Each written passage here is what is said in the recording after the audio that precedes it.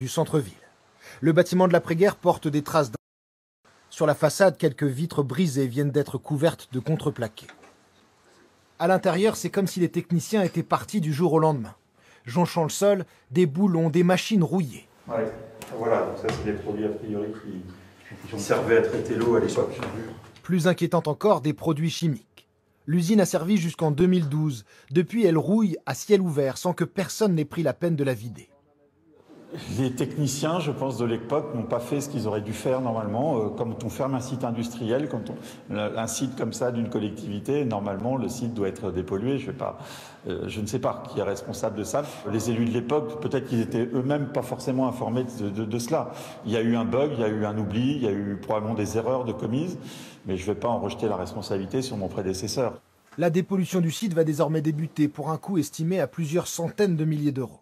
La mairie comme la préfecture assurent qu'ils n'ont trouvé aucun produit dangereux, simplement ceux servant à la purification de l'eau, comme de l'acide cyanurique. Donc les produits qu'on identifie, en fait, ce sont des pastilles qui permettent de vérifier le traitement des eaux. Donc ça équivaut aux pastilles que vous mettez dans une piscine, si vous avez la chance d'en avoir une, pour vérifier la qualité de l'eau. Donc par exemple, on a parlé de cyanure, et bien, ce sont des pastilles qui étaient destinées à identifier la présence de cyanure dans l'eau, et il ne s'agit pas de cyanure. Nous avons soumis nos images à cet expert chimiste, spécialiste des sites industriels. Pour lui, aucun doute, le risque est sous-estimé.